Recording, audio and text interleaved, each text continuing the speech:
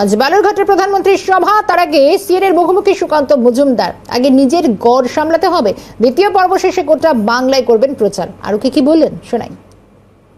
সুকান্ত মজুমদার একদিকে তিনি বিজেপির রাজ্য সভাপতি, অন্যদিকে বালুরঘাট লোকসভা কেন্দ্রের প্রার্থীও বটে।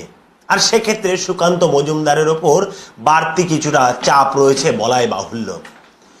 একদিকে যেমন নিজের হয়ে তিনি প্রচার সারছেন, তার পাশাপাশি রাজ্যের অন্যান্য প্রান্তের দিকে অর্থাৎ অন্যান্য যে লোকসভা কেন্দ্রগুলি এবং সেই সমস্ত লোকসভা কেন্দ্রের যারা প্রার্থী রয়েছেন তাদের প্রতিও সুকান্ত নজর রয়েছে যথেষ্টই।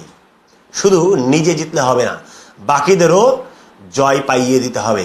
আর সেক্ষেত্রে বদ্ধপরিকর সুকান্ত মজুমদার। একদিকে রাজ্য সভাপতি, অন্যদিকে প্রার্থী। নিজের প্রচার বা দলীয় যারা আরো অন্যান্য প্রার্থী রয়েছে তাদের হয়ে কিভাবে প্রচার সারছেন, কতটা সময় পাচ্ছেন নিজের জন্য? দেখুন, উত্তরবঙ্গে যেহেতু আমরা অনেকটা স্ট্রং হোল্ড আছে আমি উত্তরবঙ্গে, সেই জন্য উত্তরবঙ্গে প্রথমে এবং দ্বিতীয় ফেজে ভোট, সেজন্য আমি উত্তরবঙ্গে খুব একটা প্রচারে যাইনি। মাঝে একদিন কলকাতাতে গেছিলাম এবং এই দমদমের প্রার্থীর আমাদের শিলভদ্র দত্ত, তার হয়ে প্রচার করে এসেছি। আমি সেকেন্ড ফেজের পর থেকে পুরো সময় দেব। এখন আমাদের বিরোধী দলনেতা শুভেন্দু অধিকারী, ওনাকে দায়িত্ব দেওয়া হয়েছে। উনি পুরোটা যায় ঘুরে ঘুরে সভা করছেন, সমিতি করছেন, এবং আমিও দ্বিতীয় ফেজের পর থেকে তারপরে বেরোবো। তার আগে পর্যন্ত নিজের গড় সামলাতে হবে, সেই গড় সামলাচ্ছি এবং ফোনে যেখানে যা করার বিভিন্ন প্রার্থীদের সাথে কথা বলা থেকে শুরু করে সমস্ত কিছু করছি। তো বলা যেতে পারে মানে বাড়িকেই এক প্রকার ওয়ার রুম বানিয়ে নিয়েছেন। হ্যাঁ, অবশ্য বাড়ি এবং পার্টি অফিস আলাদা সেট আপ আছে, সমস্ত কিছু সেখানেই বসে সমস্ত কাজকর্ম হচ্ছে। আচ্ছা, একটা বিষয় জানতে চাইবো যে মানে রাজ্য সভাপতি সুকান্ত মজুমদার নিজেই প্রার্থী, তিনি কিভাবে প্রচার সারছেন সেটা যদি একটু জানতে চাই আমরা। না, আমরা তো প্রচার আপনারা দেখেছেন, রাস্তায় ঘাটে হেঁটে, কখনো গাড়ির উপরে বিভিন্নভাবে প্রচার করেছি। সভা সমিতি, মিছিল, নমিনেশনের মিছিল, এখানে বিরাট মিছিল হয়েছিল এবং যেটা গোটা জেলাতে আলোড়ন ফেলেছিল। বাড়ি বাড়ি যাওয়া, আমাদের কর্মীরা বাড়ি বাড়ি যাচ্ছে। লোকসভাতে আপনারা জানেন 1567খানা বুথ, সব বুথে তো ক্যান্ডিডেটের পক্ষে যাওয়া সম্ভব নয়, তো স্বাভাবিকভাবে কর্মীরা বাড়ি বাড়ি যাচ্ছেন। আমি মূল বাজার থেকে শুরু করে বিভিন্ন জায়গায় যাচ্ছি, মানুষের কাছে যাচ্ছি, মানুষকে বলছি যে আমাদের কাজ দেখুন, কাজ দেখে কাজের নিরিখে ভোট দিন, আশীর্বাদ করুন। সুকান্ত মজুমদার শুধু একাই নাকি, বা দলের কর্মীরা, নেতৃত্বরা নাকি পরিবারের কেউ সুকান্ত মজুমদারের হয়ে প্রচারে ঝাঁপাচ্ছে এবারের লোকসভা নির্বাচনে? দেখুন, আমার পরিবারে কেউ রাজনীতির সাথে সরাসরি যুক্ত নয়, কেউ যেহেতু এবার আমি সময় কম দিতে পারছি, তো স্বাভাবিকভাবে আমার স্ত্রী আমার হয়ে কিছুটা বেরোচ্ছে। শুধু বালুরঘাট শহরে বিভিন্ন জায়গায় আমাদের কর্মীদের ডিমান্ডে বেরোচ্ছে, কিন্তু ওই ভোট অবধি। ভোটের পর আবার ব্যাক টু প্যাভিলিয়ন। আমার পরিবারের অন্য কেউ রাজনীতি করুক, আমিও চাই না, আমার পরিবারের কেউ চায় না। তো মানে আপনার পরিবারের কেউ রাজনীতি করে না, রাজনীতির সঙ্গে কোনোভাবে জড়িত নেই, তারপরেও একজন মানুষ যিনি সারা বছর ঘরকন্যা সামলাতেন, তিনি আপনার হয়ে একেবারে মানুষের দোরগোড়ায়, কতটা মানে আপনাকে আরো উৎসাহ যোগাচ্ছে, কতটা অক্সিজেন দিচ্ছে? না, দেখুন, হাজারো সহধর্মিনী যদি পাশে থাকে তো তার আলাদা একটা উৎসাহ থাকে, এবং যেহেতু ও বেরোচ্ছে এবং বাড়ি বাড়ি যাচ্ছে, মানুষের কাছে হাত জোর করে ভোট চাইছে, ভোট দিন, পদ্ম ফুলে ভোট দিন, মোদিজিকে ভোট দিন, সুকান্ত মজুমদারকে ভোট দিন, স্বাভাবিক এটা আলাদা একটা উদ্দীপনা জাগাচ্ছে আমাদের কর্মীদের মধ্যে। আমাদের কর্মীদেরাও, বিশেষ করে মহিলা কর্মী যারা আর কি, তারা খুব এনথুজিয়াস্টিক হয়ে কাজ করছে আর কি। একদমই, এটা বলা বাহুল্য, কিন্তু সুকান্ত মজুমদারের জন্য বাড়তি পাওনা, তার কারণ তার স্ত্রী, তার সহধর্মিনী রাজনীতির আঙিনায় না থাকলেও অন্ততপক্ষে স্বামীর জন্য তিনি সাধারণ মানুষের দোরগোড়ায় যাচ্ছেন, বিজেপিকে ভোট যাতে দেওয়া হয় তার আবেদন তুলে ধরছেন, তার পাশাপাশি সুকান্ত মজুমদারের হয়েও গলা ফাটাচ্ছেন। এবার আমি একটু অন্যান্য প্রসঙ্গে একটু নজর রাখার চেষ্টা করব, সুকান্ত মজুমদারের সঙ্গে তা নিয়ে আলোচনা করব। দাদা, একটি বিষয় জানতে চাইবো, সেটা হচ্ছে যে সামনেই যেহেতু রামনবমী, তো এই রামনবমীকে সামনে রেখে এবার তো উন্মাদনা যথেষ্ট তুঙ্গে, যেহেতু রাম মন্দির প্রতিষ্ঠা হয়েছে। আর এই পরিস্থিতিতে মমতা বন্দ্যোপাধ্যায়কে বিভিন্ন সভামঞ্চে দাঁড়িয়ে বলতে শোনা যাচ্ছে যে রামনবমী আসলে দাঙ্গা হওয়ার একটা সম্ভাবনা আছে। এ নিয়ে অবশ্য আপনাদের 4 বিধায়ক ক্ষোভ প্রকাশও করেছেন, তারা এটা নিয়ে উষ্মা প্রকাশও করেছেন যে পরোক্ষভাবে কি দাঙ্গার কোনো রকম উস্কানিমূলক প্ররোচনা দেওয়া হচ্ছে কিনা। তো কি বলবেন, আপনি কিভাবে দেখছেন বিষয়টিকে? দেখুন, মাননীয় মুখ্যমন্ত্রী যে কথা বলেছেন হিন্দুদের জন্য অত্যন্ত অপমানজনক কথা, এবং এমনভাবে বলা হয়েছে যে রামনবমী হিন্দুদের দাঙ্গা করার দিন। এই কাজ মাননীয় মুখ্যমন্ত্রী মমতা বন্দ্যোপাধ্যায়ের মুখ থেকে এই শব্দ আসা উচিত ছিল না, এবং আমার মনে হয় হিন্দু সমাজ এর উপযুক্ত উত্তর দেবে। এবং আমার তো মনে হয় মমতা বন্দ্যোপাধ্যায় মুসলিম ভোটকে কনসলিডেট করার জন্য বারবার দাঙ্গা এই শব্দটা ব্যবহার করছে। আমি মুখ্যমন্ত্রীকে চ্যালেঞ্জ করছি একটা সিঙ্গেল ইনস্ট্যান্স দেখানোর জন্য।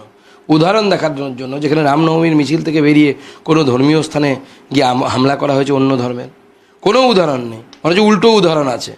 হিন্দুরা রামনবমী করতে করতে জয় শ্রীরাম বলতে বলতে যাচ্ছিল, তো তখন সেখানে তাদের উপরে হামলা হয়েছে। গতবার হাওড়াতে হয়েছে, আরও অনেক জায়গায় হয়েছে। অনেক জায়গায় আপনি রামনবমীর মিছিলই করতে পারবেন না, রামের দেশে আপনি রামনবমীর মিছিল করতে পারবেন না, এর থেকে দুঃখের আর কি আছে? তো যেটা বারবার অভিযোগ উঠে আসছে, ধর্ম নিয়ে রাজনীতি করছে বিজেপি। তো এই মন্তব্যের পর আপনার কি মনে হচ্ছে, আপনার ব্যাখ্যাটা কি? দেখুন, প্রথম কথা হচ্ছে বিজেপি রামনবমীর মিছিল কোথাও করে না। মিছিল হয় হচ্ছে রামনবমী উদযাপন কমিটির পক্ষ থেকে। সেখানে বিজেপির নেতারা যারা হিন্দু তারা সেখানে অংশগ্রহণ করে, তো এতে অসুবিধার কী আছে? মমতা বন্দ্যোপাধ্যায় যখন ঈদের নামাজে রেড রোডে গিয়ে যখন রাজনীতির কথা বলে, ওটা ধর্ম নিয়ে রাজনীতি করা নয়। ওখানে গিয়ে মমতা বন্দ্যোপাধ্যায় যখন বলেন আমি একবারও ঈদের নামাজে মিস করি না, ধর্ম নিয়ে রাজনীতি নয় সেটা, ওটা অ্যাপিজমেন্ট পলিটিক্স নাকি? এই যে সংখ্যালঘু তোষণ, এই তোষণ কারো ভালো না। আমি তোষণ অ্যাপিজমেন্ট অফ নান, এইটা আমাদের পলিসি। আমরা কারো তোষণে বিশ্বাস করি না, না হিন্দুর না মুসলিমের। একটা বিষয় জানতে চাইবো, যেটা আপনিও কিছুক্ষণ আগে বলছিলেন, যে এই যে মানে আসন সংখ্যা, একটা আসন এই উত্তরবঙ্গে আপনাদের বাদ গিয়েছে। আর অন্যদিকে মমতা বন্দ্যোপাধ্যায় সম্প্রতি এই ডাবগ্রাম এলাকায় তিনি সভা করতে এসেছিলেন, জলপাইগুড়ি লোকসভা কেন্দ্রে। সেখানে এসে তিনি একদম মানে তার বক্তব্যের আদ্যপ্রান্ত তিনি বলে গিয়েছেন যে বিজেপিকে কেন ভোট দেওয়া হয়, বিজেপি কিছুই করে না। আর এদিকে তৃণমূলের সরকার, তৃণমূল অনেক কাজ করছে, তারপরও তৃণমূলকে খালি হাতে ফিরে যেতে হচ্ছে। একদম মানে শুরু থেকে আক্ষেপের সুর মমতার গলায়, কি বলবেন? উনি বুঝতে পারছেন যে এই আক্ষেপটা এবারও থাকবে, সেই জন্য তো ওরকম ডেসপারেট হয়ে গেছে। এবং কাজ করেননি বলে, যদি কাজ করতেন তাহলে এইভাবে ডেসপারেটলি ভোট ভিক্ষে করতে হতো না, তো কাজটা করতে হতো। কাজ তো করেননি কিছু। মানুষের অ্যাকাউন্টে 2 টাকা ঢুকিয়ে দিলাম, মোদিও মানুষের উন্নয়ন হয় না। 1200 টাকায় আপনার সংসার চলবে না, 12,000 টাকার চাকরি দরকার কম করে মাসে, তাহলে পরে আপনার সংসারটা চলবে। এইটা যবে মুখ্যমন্ত্রী বুঝতে পারবেন তবে উনি ঠিক পথে চলবে, কিন্তু সেই সাইমান নেই। এখন সময় এসে গেছে চেঞ্জ হওয়ার, পরিবর্তনের সময় চলে এসেছে, বিজেপির সরকার তৈরি হবে। আর তৃণমূলের তরফ থেকে বলা হচ্ছে, এবং বাড়ি বাড়ি প্রচারেও যে ছবি দেখা যাচ্ছে, যে লক্ষ্মীর ভাণ্ডার, স্বাস্থ্যসাথী, কন্যাশ্রী, যুবশ্রী, রূপশ্রী, এই সমস্ত প্রকল্পগুলি তুলে ধরা হচ্ছে, এবং মুখ্যমন্ত্রী সবাই গিয়ে এই সমস্ত প্রকল্পের মানে বা খতিয়ানোর সামনে তুলে ধরছে। তো কি মনে হচ্ছে যে এই সমস্ত প্রকল্পের যে সমস্ত সুযোগ সুবিধা মানুষ পাচ্ছে, তার বেনিফিট কি তৃণমূল পাবে না কি মনে হচ্ছে? দেখুন, এই প্রকল্পগুলো প্রত্যেকটা ফ্লপ প্রকল্প। লক্ষ্মীর ভাণ্ডারের যা সাইজ, তো একে লক্ষ্মীর ভাণ্ডার না বলাই ভালো, মা লক্ষ্মীর অপমান। লক্ষ্মীর ভাণ্ডার আজকে 1200 টাকা 1000 টাকায় পরিণত হয়েছে। আসামে আমাদের সরকার কবে তৈরি হয়েছে দেখুন, হেমন্ত বিশ্ব শর্মার সরকার, সেই প্রায় 2 বছরের উপরে হয়ে গেল আমার যতদূর মনে পড়ছে। তো তবে থেকে আসামের সরকার এই 1200 টাকা করে অরুণোদয় প্রকল্পে দেয় মহিলাদেরকে। ছোট রাজ্য আসাম, একটু বড় জায়গায়, যে বড় রাজ্যে যায়, বিজেপি শাসিত রাজ্যে, এই যে মুখ্যমন্ত্রী বলেন না লক্ষ্মীর ভাণ্ডার আমরা চালু করেছি, সম্পূর্ণ মিথ্যে কথা বলেন।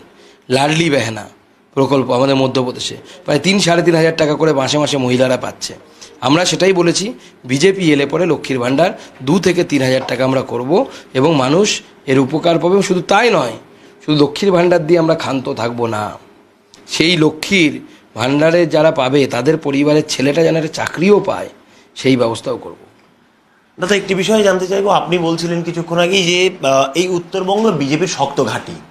তো 19-এর নির্বাচনে যে দেখা গিয়েছে যে একটি সিট ছাড়া পড়েছে, এবার কি মনে হয় এই শক্ত ঘাঁটি এবার কি একেবারে যে পুরো যে আসন সবগুলি বিজেপির দখলে চলে আসবে? গতবার দক্ষিণ বাংলা আমরা 8,000 ভোটে হেরেছিলাম, তো এই 8,000 ভোট হারাটা খুব দুঃখজনক।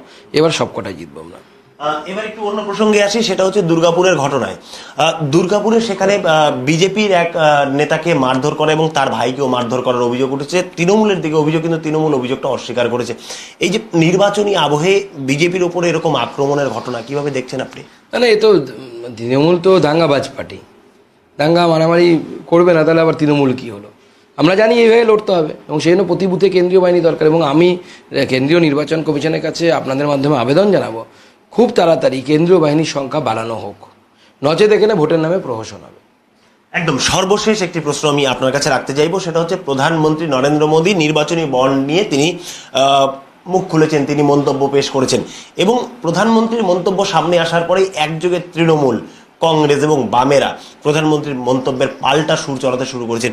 এই বিষয়টিকে কিভাবে দেখছেন আপনি?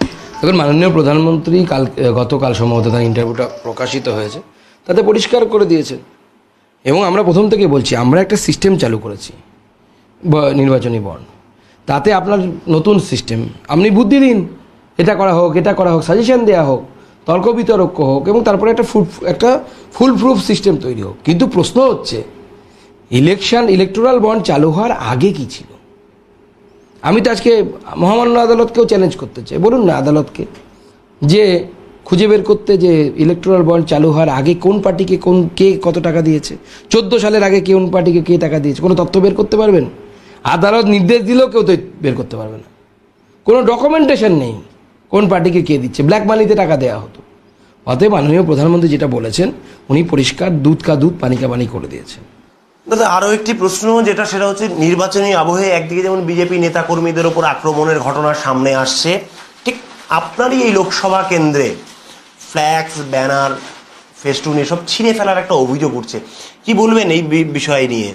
দেখুন, বিভিন্ন জায়গায় আমাদের ফ্ল্যাগ, ফেস্টুন এগুলো ছিঁড়ে ফেলা হয়েছে, কুশমন্ডি থেকে শুরু করে। এখন এই মুহূর্তে সবথেকে বেশি সমস্যা হচ্ছে ইটাহারের বিধায়ক মুশারফ, তৃণমূলের সংখ্যালঘু মোর্চার রাজ্য সভাপতি, সে এবং তার গুন্ডারা মান্নায় অঞ্চল, চৌরাস্তা, চেকপোস্ট যেখানে মুশারফের বাড়ি, সেখানে আমরা প্রাইভেট জায়গায় যেখানে ব্যানার লাগাচ্ছি, সেই যেখানে অ্যাডভার্টাইজমেন্ট যারা লাগায় আর কি পয়সা নিয়ে, সেখানে হুমকি দেওয়া হচ্ছে তাদেরকে যে সুকান্ত মজুমদারের ফ্লেক্স লাগানো যাবে না, করা যাবে না। এবং আমাদের যে আমরা ফ্লেক্স টেক্স লাগাচ্ছি সেই ফ্লেক্সগুলো ছিঁড়ে ফেলা হচ্ছে, আমাদের কর্মীদেরকে হুমকি দেওয়া হচ্ছে তাকে মেরে ফেলা হবে, জীবন নিয়ে নেওয়া হবে। তো এই ধরনের সমস্যা চলছে এবং মুশারফ হোসেন এগুলো করছে। আমরাও দেখছি, সময় আসবে যখন আমরাও দেখব মুশারফ হোসেনকে পারভেজ মুশারফ বানিয়ে ছাড়বো। তো এই পরিস্থিতি কোনোভাবে মনে হচ্ছে এই লোকসভা কেন্দ্র অন্তপক্ষে মানে ভোট লুট বা বুথ জ্যাম এরকম কোনো ঘটনা ঘটতে পারে? ইটাহারের মতো জায়গায় তো ঘটতেই পারে, ইটাহার, হরিরামপুর, যেখানে বিপ্লব মিত্রের গুন্ডা বাহিনী দাপিয়ে বেড়ায়। তো সেজন্য কেন্দ্রীয় বাহিনী চাই এবং কেন্দ্রীয় বাহিনীকে লাঠিতে তেল লাগিয়ে রেডি হয়ে থাকতে হবে। খেলা হবে বলে এলে পরেই ছক্কা, তাহলে পরেই সীমানার বাইরে বল। একদম বিপ্লব মিত্র নাম যেহেতু উঠলো, সেক্ষেত্রে জানতে চাইবো যে বিপ্লব মিত্র কতটা ফ্যাক্টর হতে পারে এই লোকসভা কেন্দ্রে আপনার প্রতিদ্বন্দ্বী হিসেবে? না, বিপ্লব মিত্রই তো ফ্যাক্টর, ওনাকেই হারাবে সবাই। এই যে উনি এত বছর ধরে রাজনীতি করে নিজের ভাই এছাড়ার বাইরে কিছু বোঝেন, এমনকি তৃণমূল নেতারাও জানে যে বিপ্লব মিত্র যদি যেতেও ওনার পরিবারের লাভ হবে, তৃণমূলের কোনো লাভ হবে না। তৃণমূলের নেতারা ঝোল খাবে, মাংস তো মিত্র পরিবার পাবে। দাদা একদম সর্বশেষ একটি প্রশ্ন আপনার কাছে রাখতে চাইবো, সেটা হচ্ছে যে যেহেতু বিগত দিনে অর্থাৎ 2019-এর নির্বাচনে আপনি জয়লাভ করেছিলেন, সাংসদ হয়েছিলেন, তো সেক্ষেত্রে এবার যখন আবারও ভোট চাইতে যাচ্ছেন মানুষের কাছে, বা মানুষও একটি কথা হয়তো ভাববে যে আবারও কেন বিজেপিকে, আবারও কেন সুকান্ত মজুমদারকে, তাহলে মানে মূলত কোন বিষয়ের ওপরে এই লোকসভা কেন্দ্রে কোন উন্নয়নের নিরিখে সুকান্ত মজুমদার আবারও আসবে, আপনার বিচারে কোন বিষয়গুলি উল্লেখযোগ্য? দেখুন, কেন্দ্রীয় সরকারের হাতে যে বিষয়গুলো থাকে প্রত্যেকটা জায়গায় আমরা কাজ করেছি, বিশেষ করে রেল, এই জেলার মানুষের যেটা বরাবরের দাবি, যেটা পিছিয়ে পড়া জেলা, এবং পিছিয়ে পড়া জেলাকে সামনের দিকে এগিয়ে নিয়ে যাওয়ার জন্য একটাই পদ্ধতি, সেটা হচ্ছে কমিউনিকেশন, যোগাযোগ ব্যবস্থার উন্নতি। যোগাযোগ ব্যবস্থার উন্নতি হলে ব্যবসা বাণিজ্যের উন্নতি হবে, ব্যবসা বাণিজ্যের উন্নতি হলে পরে রোজগার বাড়বে, মানুষের আর্থিক অবস্থা ভালো হবে। আমরা প্রথম থেকে সেই টার্গেট নিয়ে নেমেছি। আমরা শিয়ালদার ট্রেন চালু করেছি, গতকাল নির্বাচনী বিধি মেনে দিল্লির ট্রেন চালু হলো। নির্বাচনের আগেই ঘোষণা হয়েছিল যেহেতু দিল্লির ট্রেন, আমাদের এই জেলা থেকে দিল্লিতে ট্রেন যাবে এটা কেউ ভাবেনি। আমরা 1 লাখি থেকে বালুরঘাট পর্যন্ত বৈদ্যুতিকরণ করিয়েছি, পিট লাইন, সিক লাইন 15 কোটি 30 লক্ষ টাকা স্যাংশন করিয়েছি, বালুরঘাট হিলি রেল প্রকল্প 500 কোটি টাকা স্যাংশন করিয়েছি। আমরা রেক পয়েন্ট করেছি এই জেলায়, যেটা কোনো ছিল না। মালগাড়ি ঢুকছে এখন এই জেলাতে, কর্মসংস্থান হবে, ব্যবসা বাড়বে, বাণিজ্য বাড়বে, রপ্তানি বাড়বে। হিলি অবধি ট্রেন পৌঁছে দেবো আমরা, তার ফলে বাংলাদেশের সাথে রপ্তানি বাড়বে ভারতবর্ষের, এবং এই জেলার মানুষ উপকৃত হবে। নর্থ ইস্টের সাথে বাংলাদেশের মধ্যে দিয়ে কোনোভাবে যোগাযোগ করা যায় কিনা সেই বিষয়ে আমরা চিন্তা ভাবনা করছি। আমরা প্রত্যেকটি জায়গায় যেভাবে উন্নয়নের ছাপ রেখেছি, সে ধরুন একদিকে আমি রেলের কথা বললাম, উল্টো দিকে আমরা এখানে 1 কোটি টাকার যারা দিব্যাঙ্গজন, হ্যান্ডিক্যাপ যাদেরকে আমরা বলি, তাদেরকে আমরা অ্যাপ্লায়েন্সেস দিয়েছি, অর্থাৎ তাদের যন্ত্রপাতি দিয়েছি, কানের মেশিন থেকে শুরু করে ব্যাটারি চালিত ট্রাইসাইকেল দিয়েছি। তার বাইরে 1 কোটির বাইরে গিয়ে আবার দিয়েছি আরও 1 কোটির। 700 মহিলাকে আমরা, 700 থেকে 1000 মহিলাকে যারা নিডি খুব, তাদেরকে আমরা সেলাই মেশিন উপহার দিয়েছি। আগে কোনো এই এলাকার মানুষ এগুলো দেখেনি যে এরকম হয়, সাংসদ যেগুলো করতে পারে, এগুলো কোনো এখানকার মানুষের ধারণা ছিল না। আমরা প্রায় 3 কোটি টাকা স্যাংশন করিয়ে নিয়ে এসেছি বানগড়ের জন্য। বানগড় একটি ঐতিহাসিক স্থান, এএসআই সাইট, চুপচাপ পড়েছিল, স্বাধীনতার পরে 1-2 বার এক্সকাভেশন হয়েছিল, তারপরে আমার যত বয়স তার থেকে বেশি সময় ধরে কিছু হয়নি। এবার প্রথম 3 কোটি টাকা স্যাংশন হয়েছে, সেটাকে নিয়ে কিছু করার জন্য আমরা এখানে ভবিষ্যতে আরও বড় কিছু করার চিন্তা ভাবনা করছি। আমরা এরকম প্রচুর কাজ করেছি, প্রচুর মানুষকে চিকিৎসা করিয়ে নিয়ে এসেছি, কাউকে দিল্লি এইমস থেকে, কাউকে এনআরএস থেকে, কাউকে মেডিকেল কলেজ থেকে। আমাদের বিভিন্ন প্রতি মাসে আমার ডাক্তার আসতো যারা ফ্রিতে ট্রিটমেন্ট এবং মেডিসিন দেওয়ার ব্যবস্থা করতো। এই যে একটা ওভারঅল মানুষের পাশে থাকার যে ব্যবস্থা, করোনার সময় অন্য রাজ্যে আটকে থাকা মানুষদেরকে খাবার পৌঁছে দেওয়া, গোয়া থেকে মহারাষ্ট্র থেকে শুরু করে তাদেরকে ফিরিয়ে আনার ব্যবস্থা করা, সব সময় অহর্নিশ সেবাময় যাকে বলে, সব সময় আমরা মানুষের সেবায় কাটিয়েছি এবং সেই জন্য সুকান্ত মজুমদার বারবার, নরেন্দ্র মোদী বারবার। সুকান্ত মজুমদারের বক্তব্য আমরা শুনলাম এবং সব থেকে ভালো লাগার বিষয় সুকান্ত মজুমদারের ক্ষেত্রে সেটা হচ্ছে যে তার স্ত্রী অর্থাৎ তার সহধর্মিণী তিনি ভোটের ময়দানে নেমেছেন স্বামীর হয়ে ভোট প্রচারে। বালুরঘাট থেকে ক্যামেরায় সৌমেন্দ্র মজুমদারের সঙ্গে নিতাই শাহ এবং শঙ্কর কুমার রায়ের রিপোর্ট, ক্যালকাটা নিউজ।